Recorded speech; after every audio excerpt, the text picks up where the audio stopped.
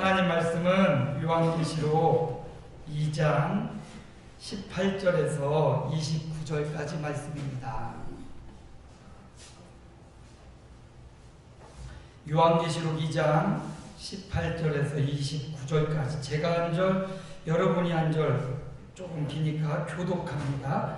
두아디라 교회의 사자에게 편지하라. 그 눈이 불꽃 같고 그 발이 빛난 주석과 같은 하나님의 아들이 이르시되 내가 내 사업과 사랑과 믿음과 성인과 인내를 하노니 내 남성이가 처음으로다. 그러나 내게 책망할 일이 있노라. 자칭 선지자라 하는 여자 이세벨을 내게 용납함이니 그가 내 종들을 가르쳐 꾀어 행음하게 하고 우상의 제물을 먹게 하는도다.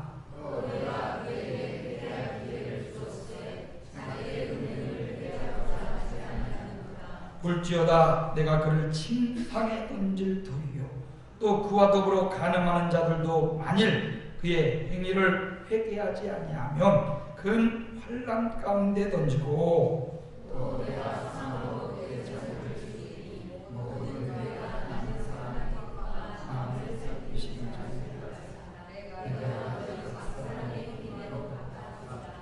두아디라에 남아있어 이 교훈을 받지 아니하고 소위 사단의 깊은 것을 알지 못하는 너희에게 말하노니 다른 짐으로 너희에게 지울 것은 없노라.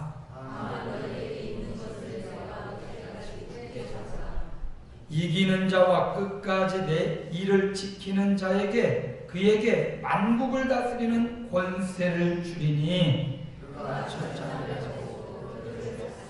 즐겁게 되는 것 같이 두 절을 함께 읽습니다. 내가 또 그에게 새벽별을 주리라. 귀 있는 자는 성령이 교회들에게 하시는 말씀을 들을지어다. 아멘. 우리 함께 따라서 고백합니다. 우리는 예수 믿는 가족입니다. 오늘 성찬식을 통해서 주님의 살과 피를 함께 먹었습니다.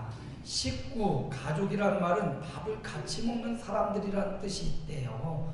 오늘 우리가 예수 그리스도를 함께 먹었습니다. 그리스도가 우리 몸에 와서 우리 안에 가득 채워집니다. 그러므로 우리는 예수 가족입니다. 우리 가족들에게 최고로 반갑게 정말 잘 오셨습니다. 반갑습니다. 인사합니다.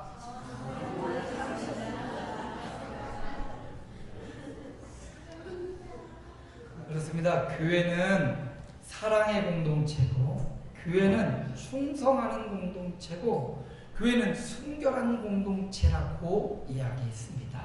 그런데 주님이 먼저 우리를 사랑하셨고 주님이 먼저 우리를 위해 죽도록 충성하셨고 주님이 먼저 우리를 위한 순결한 신랑이 되어주셨습니다. 그러므로 우리도 사랑하고 충성하고 이제 주님의 순결한 신부로 준비되어가는 저와 여러분 되기를 소망합니다. 요한계시록을 통해서 계속 이제 말씀하고 있습니다. 오늘 본문에 보니까 두아디아라는 교회에 우리 주님이 직접 말씀하시는 내용입니다. 그 내용을 한번 살펴보고자 합니다. 18절에 보니까 우리 주님을 묘사하는 표현이 나옵니다. 그 눈이 불꽃 같고 그 발이 빛난 주석과 같은 하나님의 아들이 말씀하고 계십니다. 오늘 이 강단에 부족한 어린 종이 섰지만 하나님의 말씀으로 하나님의 아들 주님의 말씀으로 보시고 들으시길 바랍니다. 주님이 말씀하십니다. 그 눈이 불꽃 같다. 불꽃 같은 눈동자로 저와 여러분의 일거수일투족을 지키시는 이가 살펴보시는 이가 하나님 그의 아들 예수님이십니다. 사람의 눈은 속일 수 있습니다. 사람의 귀도 안 들리게 할 수 있습니다. 그런데 눈 밝으신 주님의 눈은 피할 길이 없습니다. 귀 밝으신 주님의 귀는 우리의 심령의 마음의 소리까지도 들으시는 분이십니다. 그래서 오늘 말씀에 두아디라 교회를 향하여 주님은 불꽃 같은 눈동자로 너희를 일거수일투족 너희의 1분 1초를 다 보시고 다 듣고 계십니다. 라고 말씀하시고요. 이어서 보니까 그 발이 빛난 주석과 같은 하나님의 아들이다. 우리 주님의 발이 빛난 주석 같대요. 이 말씀이 기록될 때는 이제 기원 후 60년 뭐 이 정도 때인데, 그 당시에는 뭐 빛나고 이런 것이 별로 없었대요. 가장 빛나는 게 바로 이 청동. 그걸 팍팍팍팍 닦으면 이 청동 거울도 청동 거울이 있었잖아요. 그거를 이렇게 보고 이 청동이 반짝반짝 빛나면 햇빛에 빛이 비쳐있면 아주 그냥 반짝반짝해가지고 어두운 곳이 없을 정도로 밝아졌단 말이죠. 자, 주님의 눈은 불꽃 같고 주님의 발에는 주석이 붙어 있어서 어디든지 가는 곳마다 밝혀주는 거예요. 그래서 주님을 향한 표현이 불꽃 같은 눈동자로 우리의 삶을 지켜보시고, 또 밝은 주석같이 어두움을 밝히며 가는 곳마다 밝히 오시는 분, 바로 그분이 예수님입니다. 또 마지막으로 예수님을 하나님의 아들이다. 우리가 예수님을 믿습니다. 요한복음 5장 39절에 보니까 너희가 성경에서 영생을 얻는 줄 알고 성경을 연구하지만 이 성경은 곧 내게 대하여 증언하는 것이니라. 성경 신구약 66권 모두 다는 예수님에 대한 증언입니다. 성경을 통해서 영생을 얻는 줄 알고 있지만 이 성경 책을 통하여 영생을 얻는 것이 아니라 성경이 증언하는, 성경이 가르쳐주고 있는 예수님을 믿을 때 영생을 얻는다는 말이에요. 예수님은 누구입니까? 하나님의 아들이십니다. 살아계신 하나님의 아들, 그 예수님이 불꽃 같은 눈을 뜨고 계십니다. 밝은 반짝반짝 빛나는, 밝히시는 빛난 주석을 갖고 다니시는 분이시다라고 말하고 있습니다. 자, 이 주님이 두아디라 교회를 눈동자로 살펴보셨어요. 어떤가? 그들의 현재 상황이 어떤가? 19절 말씀입니다. 내가 너를 살펴보니 너의 사업과 사랑과 믿음과 섬김과 인내를 내가 안다. 7교회를 향하여 말씀하실 때마다 주님이 반복하십니다. 내가 너를 안다 라는 말씀이에요. 누가 우리를 알 수 있겠습니까? 내 환경과 처지와 남다른 사역과 처지를 누가 다 알아주겠습니까? 그런데 우리 주님이 다 안다라고 말씀하십니다. 7교회, 그 교회마다 주님이 잘 아셔요. 그래서 그 교회마다 주님이 적절하게 코치를 해주고 계시는 것입니다. 그것처럼 우리 인생 한 사람 한 사람의 형편과 처지를 우리 주님이 아십니다. 그리고 그 알고 끝나는 것이 아니라 적절하게 코치해 주시고 지도해 주시는 분, 바로 그분이 우리 주님이십니다. 근데 그 주님이 이렇게 말씀하셔요. 너의 선한 사업, 주님을 위해서 힘썼던 그 사업, 너의 사랑, 하나님을 사랑하는 그 사랑, 혹은 교우들을 뜨겁게 사랑하는 그 사랑, 또 너의 믿음, 변치 않는 믿음, 또 너의 섬김, 묵묵히 하나님을 섬기고 교회를 섬기는 그 섬김, 또 너의 인내, 어려운 가운데도 참아내는 그 인내, 이걸 내가 아는데 보니까 너의 그 사업과 사랑과 믿음과 섬김과 인내는 내 나중 행위가 처음 것보다 많도다. 보니까 두아데 교회가 처음 주님을 만났을 때 이제 사랑을 갖고 주님을 믿고 섬기고 서로 돌보고 인내했단 말이죠. 근데 이게 조금 지나 보니까 이 처음 행위보다 나중 행위가 더 어떻게 됐어요? 많아졌습니다. 처음의 사랑보다 더 성장했단 말이에요. 여러분, 씨앗은 땅에 떨어지면 그것이 우물 트고 싹이 나고 점점점 자라서 열매를 맺고 그 열매를 수확하는 거 아니에요. 근데 그 열매가 처음 한 개보다 더 적어진다면 누가 씨앗을 심겠습니까? 씨앗을 심었더니, 한 개를 심었더니 100개가 열리고 한 개를 심었더니 200개가 열리니까 씨앗을 심는 거잖아요. 두아디라 교회 성도들의 믿음이 그랬어요. 처음에는 씨앗이었어요. 작은 씨앗, 사랑도 작고 사업도 작고 믿음도 섬김도 인내도 작았는데 지나고 보니까 이것이 주렁주렁 열매 맺고 커졌습니다. 나중이 처음보다 훨씬 좋았단 말이에요. 여러분, 오늘 저와 여러분도 처음 예수 믿을 때보다 세월 지나갈수록 더 열매 맺고 더 풍성해지고 더 왕성해지는 이런 신앙인이 되기를 소망합니다. 날마다 똑같으면, 변치 않고 그대로만 있으면 죽은 거나 다름없어요. 자라나고 성장하고 두아디라 교회가 바로 그랬습니다. 처음보다 나중이 더 좋았어요. 내 시작은 미약하지만 내 나중은 심히 장대하리라. 바로 이런 신앙 저와 여러분입니다. 세월 지나갈수록 의지할 것 뿐일세. 우리가 찬송가 찬양을 하는 것처럼 세월 지나갈수록 주님 더 의지하고 더 성장하고 성숙해져서 주님의 기쁨, 주님의 능력 있는 종들이 되시기를 축복합니다. 처음보다 나중이 좋다. 예, 저와 여러분이 함께 시작한 처음보다 나중이 더 좋아질 줄로 믿습니다. 그러려면 씨를 뿌려야 되죠. 우리도 오늘 오후 예배 끝나고 오늘부터 9월달은 총력 전도하고 씨를 뿌리려고 합니다. 씨를 뿌리면 당장 걷어들이지는 못하지만 씨를 뿌리면 반드시 열매를 맺게 돼 있습니다. 그래서 또 씨를 뿌리면 시간이 지나야 열매를 거둬들여요. 또 우리는 뿌렸고 주님이 자라게 하시고 주님이 열매 거두시는 분이십니다. 그래서 오늘 오후 예배 간단하게 드리고 우리 예배는 현장 예배를 드릴 거예요. 현장마다 두 팀으로 나누어 가지고 한 팀은 교회 중심으로 요 전면으로 가고 한 팀은 교회 중심으로 요 후면으로 가가지고 500개씩 준비한 걸 다 소진하면 그냥 교회 와서 퇴근하시면 돼요.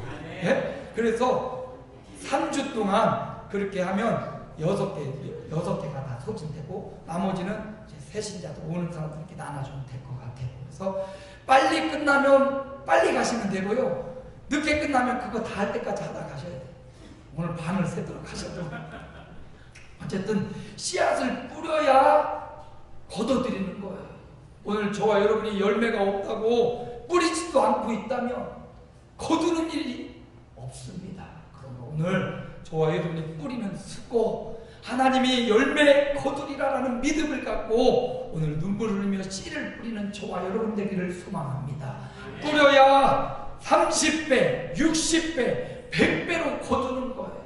오늘 두아대학 교회가 처음은 작은 씨앗이었지만 나중에 보니까 효자 씨앗알이 나무가 되어서 새가 깃들었던 것처럼 오늘 저와 여러분이 뿌려서 처음보다 갈수록 좋아지고 갈수록 칭찬받는 주님의 교회가 되기를 소망합니다. 자, 계속 봅니다. 그런데 주님이 그들을 향하여 20절에 책망할 것이 있다.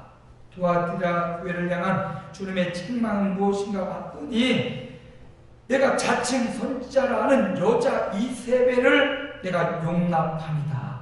내 종들을 가르쳐 꽤 행음하게 하고 우상의 재물을 먹게 했다.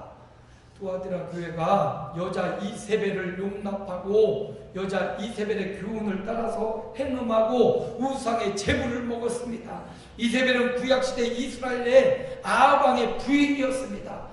이방 여인이었는데 정략적으로 아합 왕과 결혼을 해서 그곳에 자신이 섬겼던 우상 신상을 성전에도 왕궁에도 마을마다 동리마다 우상의 전도사가 되어서 우상을 막 갖다가 섬기게 했던 이스라엘 백성들이 음란하고 예수님을 버리고 하나님을 버리고 이방 신을 따르게 만들었던 여자 선지자 이세벨입니다. 그런데 두아디라 교회도 이처럼 이방의 잘못된 교훈과 교리가 들어와서 그들의 마음, 처음에 네가 나중보다 좋았던 그들인데 그들의 마음을 깨웠어요. 그들의 마음을 유혹하고 그들의 마음을 다른 데 향하게 했단 말이죠. 오늘날에 교회에서 대놓고 우상 숭배하는 일이 어디 있겠습니까? 이거 오늘날로 살펴보면 교회 안에 들어온 물질주의, 교회 안에 들어온 세속주의, 목사님들도 물질의 종이 되고 우리 교회 지도자들이 물질의 종이 되고 혹은 온 교우들이 물질에 매여 사는 것, 이것이 바로 이 여자 이세벨을 따르는 음행가 같다라는 거예요. 물론 돈이 없으면 운영하기 힘든 건 사실입니다. 그런데 하나님을 의지하고 섬길 때 돈을 주는 것이지 돈을 따라갈 때 생명이 있는 것이 아니란 말이에요. 세속주의, 물질주의, 이걸 배격하고 우리는 믿음으로 살아가는 것입니다. 우리는 하나님의 말씀을 따르는 자들입니다. 세속화되고 세상이 편하고 즐기는 것 좋아한다고 교회도 편하고 즐기는 것 아니고, 우리는 이 세상에 살아가고 있지만 거룩함을 지키고 믿음을 지키는 하나님의 백성입니다. 그러므로 세상 따라가지 말고 유행 따라가지 말고 말씀 따라가고 주님의 뜻과 섭리를 따라가는 저와 여러분이 되기를 소망합니다. 자, 그들을 향하여 주님이 계속해서 말씀하십니다. 21절에 보니까 내가 그에게 회개할 기회를 주었다. 그런데 그들이 자기의 음행을 회개하지 아니하는도다. 주님이 회개할 수 있는 기회를 주셨단 말이에요. 기회를 주시는 분이 우리 주님입니다. 그런데 회개하지 않습니다. 여러분, 회개하면 회복이 시작되지만 회개하지 않으면 회복할 길이 없습니다. 에베소 교회부터 지금 계속해서 교회들에게 회개하여 처음 행위를 가져라, 회개하라라고 말씀하고 있어요. 오늘 저와 여러분도 잘못된 것이 있다면 회개하고 회복의 길을 열어가시기를 축복합니다. 자, 회개하지 않는 그들을 향하여 주님이 심판하십니다. 22절 보니까 내가 그를 침상에 던질 것이다. 힘든 사람들은 침상에서 그냥 며칠간 뒹굴었으면 좋겠다 하겠는데, 여기 이 침상은 질병의 침상을 말하는 거예요. 자기 스스로 몸을 가눌 수 없는 질병, 나 스스로 몸을 움직거려야 되는데 다른 사람의 도움이 아니면 움직일 수 없는 질병, 아프고 고통스러운 질병, 하나님 앞에 회개하지 않고 끝까지 거역하는 자는 하나님이 그를 침상에 던져서 고통 가운데 생을 보내게 할 것이다. 더 나아가 22절 하반절에 보니까 그는 회개하지 아니하면 큰 환난 가운데 던질 것이다. 큰 환난과 고통이 그들을 기다리고 있습니다. 세 번째 23절에 보니까 회개하지 않는 자들은 그의 자녀를 사망으로 죽이겠다. 아유, 얼마나 저주스러운 말씀이에요. 내가 죽는 게 낫지 내 자녀가 죽어가는 모습을 보는 부모의 심정은 이루 말할 수 없는 고통일 겁니다. 이 말씀 또 영적으로 해결한다면 교회가, 도와드라 교회가 하나님 말씀 앞에 바로 서지 못하고 회개하지 않으면 너의 영적인 자녀가 끝날 것이다 라고 선언하는 겁니다. 여러분, 우리 현 세대는 믿음을 갖고 예수님을 섬기지만 우리가 회개하지 않고 우리가 바로 가지 않으면 우리의 영적인 다음 세대가 끊겨질 거라는 말이에요. 더 이상 교회에 젊은이가 없어요. 더 이상 어린아이의 웃음소리가 끊겨졌어요. 다음 세대가 없는 막막한 현실. 한국 교회가 점점점 한국 사회도 고령화되어 있고 한국 교회도 고령화가 되었어요. 더 이상 자녀를 낳지를 않고 자녀들이 교회에 들어오는 일들이 별로 없어요. 제가 교회에 우리 성샘교회 역사를 쫙 살펴보다 보니까 배 목사님 이제 교회를 개척하시고 처음 1구역을 편성하다 교회가 30명으로 부흥하다, 교회가 60명으로 부흥하다, 교회가 150명으로 부흥하다, 10개 구역이 편성되다, 이렇게 교회의 역사가 점점점 부흥하고 다음 세대가 점점점 번성했던 시절이 있었더라고요. 그런데 우리 교회의 모습이 우리 한국교회의 모습과도 비슷해요. 점점점 장년화되고 고령화되고 노인분들 염색을 해서 검은 머리는 다 검은 머리인데 실제 머리는 다 하얀 머리잖아요. 네? 다 염색해서 지금 검은 머리지 흰머리만 잔뜩 나가고 다음 세대의 웃음소리가 사라진 우리 교회의 모습이 비단 우리 교회뿐만 아니라 대부분의 한국 교회가 이처럼 다음 세대가 시들시들해져 가고 있어요. 어떻게 회복할 수 있느냐? 오늘 말씀은 너희가 진심으로 회개하고 너희가 나중 행위가 처음 행위보다 더 많아졌다고 했는데 회개하고 다시금 말씀으로 붙잡고 믿음으로 돌아가고 하나님께로 돌아간다면 우리 교회에 다시금 영적인 다음 세대가 풍성해질 줄로 믿습니다. 부흥의 새바람이 일어날 줄로 믿습니다. 두 손 들고 주여 내가 잘못했습니다. 한국 교회가 아니라 바로 내가 정신 차리지 않고 내가 첫사랑을 잃어버리고 내가 믿음의 선한 사업에 힘쓰지 않았습니다. 내가 회개하지 않았습니다. 나를 내 가슴을 치고 통회하고 차복할 때 하나님이 그 차복하는 소리를 들으시고 우리 교회에 다시금 회복의 역사, 다음 세대 우리 어린아이들의 웃음소리가 가득한 우리 교회로 하나님이 만들어 가실 줄로 믿습니다. 하나님이 주님이 이렇게 23절의 마지막에 말씀하셔요. 내가 너희 각 사람의 행위대로 갚아주리라. 주님은 행위대로 갚아주시는 분이에요. 악을 행하고 회개하지 않는 자들에게는 침상에 던져버리고 큰 환난을 당하고 그 자녀들이 죽으리라 이렇게 심판하시고요. 그런데 끝까지 선한 사업과 사랑과 믿음과 성김과 인내하고 처음보다 나중에 더 좋아지는 사람들에게는 주님이 이렇게 말씀하시네요. 25절 이하에 내가 올 때까지 굳게 잡아라. 26절에 이기는 자, 끝까지 믿음을 지키는 자, 그에게는 만국을 다스리는 권세를 주겠다. 그 권세가 뭔가 봤더니 27절에 그가 철장을 가지고 그들을 다스려 질그릇을 깨트리는 것과 같이, 쇠붙이를 가지고 항아리 한번 대보면 쨍그랑하면서 깨지는데 얼마나 잘 깨져요. 그냥 철로 갖다가 막 부시면 항아리가 쨍그랑 이렇게 깨부시는 권세를 주겠다. 28절에 내가 또 그에게 새벽표를 주겠다. 여러분 감 잡으셨습니까? 오늘 두아드라 교회를 향한 주님의 모습은 어떤 모습입니까? 눈이 불꽃 같고 발이 빛난 주석같이 어디 하나 아니 보시는 곳이 없고 어느 하나 그 소리를 아니 듣는 곳이 없는 주님, 그 주님은 심판의 주님으로 보여주고 있습니다. 우리 주님은 23절에 보니까 모든 교회가 나는 사람의 뜻과 마음을 살피는 자인 줄을 알리라. 주님은 사람의 마음과 뜻과 마음을 살피시는 분입니다.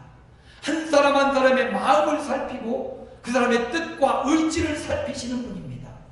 그러므로 이 주님은 눈동자, 불꽃 같은 눈동자, 빛난 주석 같은 몸으로 우리의 일거수일투족을 살피시고, 왜 살펴보겠어요?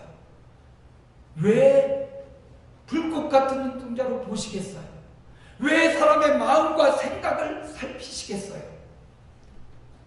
답은 23절에 있어요.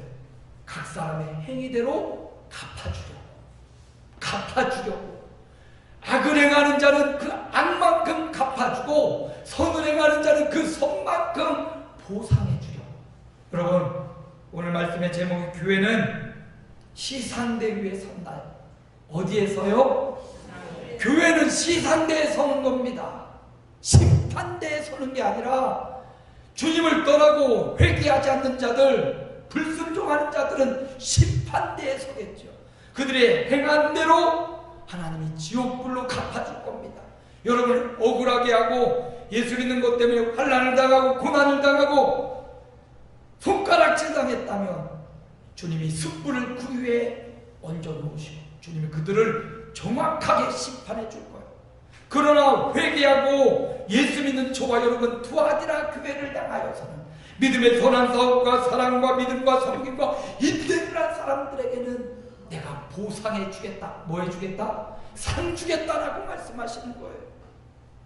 모세는 그리스도를 위하여 받는 수모를 애굽의 모든 보화보다 더 귀하게 여기고 오히려 민족과 함께 수모와 고난을 당하는 것을 선택했는데 이는 하나님이 상 주시는 이셨기 때문이다. 주님은 상 주시는 이입니다. 여러분 어제 축구 보셨습니까? 한일전 축구를 보셨습니까? 와, 한일전 축구에 우리가 그래도 결승전에 어디로구나 우리가 이겨야 마땅한 나이로구나 경력으로구나 이겨야 마땅한데 아유 공격만 해도 골이 안 들어가서 연장전까지 갔는데 그래도 이겼어요. 2대0으로 우리나라 아시안게임 금메달 아시아의 가장 큰 호랑이로 점찍고 금메달 야구도 이기고 배구도 한일전 또 이겨서 동메달 따고 야구도 한일전에서 금메달 따고 축구도 한일전에서 금메달 땄는데 금메달 개수는 일본이 이겼더라고요.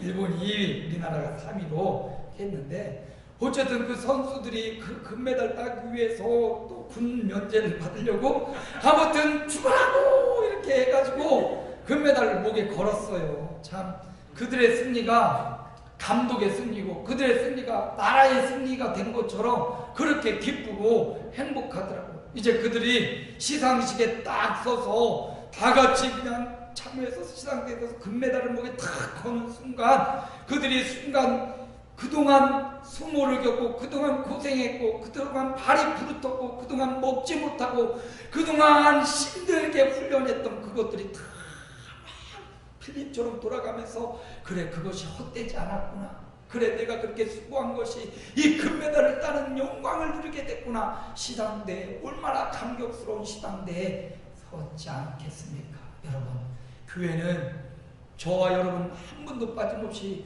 예수 믿는 교회는 누구나 다 이 시상대에 설 날이 올 것입니다. 어떤 사람은 대진이 좋아가지고 운이 좋아가지고 금메달 따는 사람도 있어요. 어떤 사람은 타고난 그 재능이 있어가지고 뭐 여홍철 딸내미는 엄마 아빠의 그 재능을 부여받아서 이번에 첫 아시안게임 출전인데 첫 출전에 금메달을 땄더라고. 보니까 재능이 있는 거예요. 엄마 아빠로부터 유전자가 그 체조의 유전자가 유연한 유전자가 받아들여주고 물론 유전자도 있고 본인도 열심히 노력했겠죠. 어떻게 그 띵투를 붙잡고 탁 뛰어서 몇 바퀴를 돌면서 이렇게 하는지 아주 신기해 주겠어요. 어떻게 사람이 그렇게 할 수가 있나. 근데 엄마 아빠의 유전자를 잘 부여받으니까 가능한 거잖아요. 누군가는 대진표가 너무 좋아서 태권도 유도를 할 때 약체를 만나고 이렇게 대진이 좋아서 운 좋게 금메달을 딴 사람도 있어요. 물론 금메달 따기까지 얼마나 수고롭고 애썼겠어요. 때로 세상은요 공평하지 않을 수 있습니다. 때론 심판이 오심을 내릴 수도 있어요. 메달을 빼앗길 때도 있어요. 억울하게 빼앗길 때도 있습니다. 왜?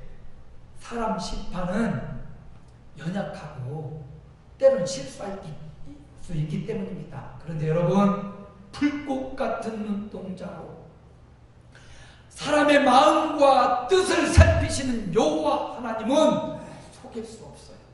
우리 하나님은 공평한 심판대 혹은 공평한 시상대에 우리를 올리실 겁니다. 그럼 이 땅에 사는 동안 교회는 시상대에 오를 거예요.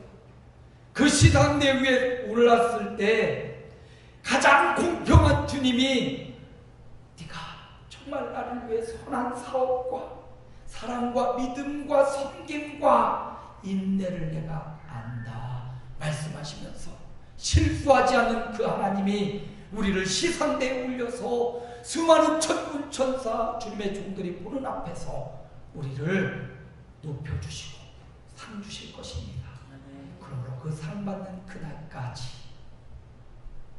믿음을 저버리지 않고 상 받는 그 영광을 위하여 오늘의 훈련과 오늘의 시련을 잘 이겨내고 교회를 지키고 믿음을 지키고 하나님을 섬기는 이 믿음의 삶이 저와 여러분 가운데 이어지기 바랍니다.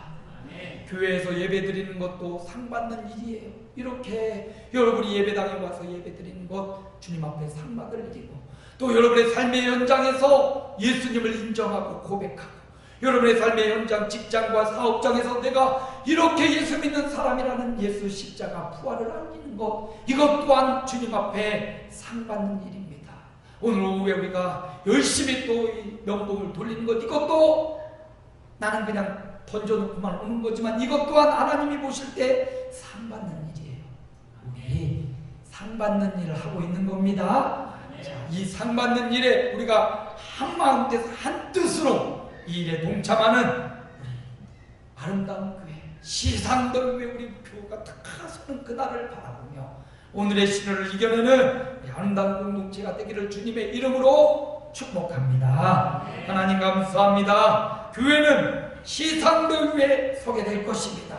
그동안 땀 흘리고 수고하고 애쓴 자들은 주님의 위대한 시상대 위에 설 것이지만 아이고 내가 조금 더 할 걸 후회하는 그런 공동체가 되지 않도록 주여 처음 행위보다 나중 행위가 더 많아지는 우리 아름다운 교회 한 사람 한 사람 지체들이 다 되게 하여 주옵소서.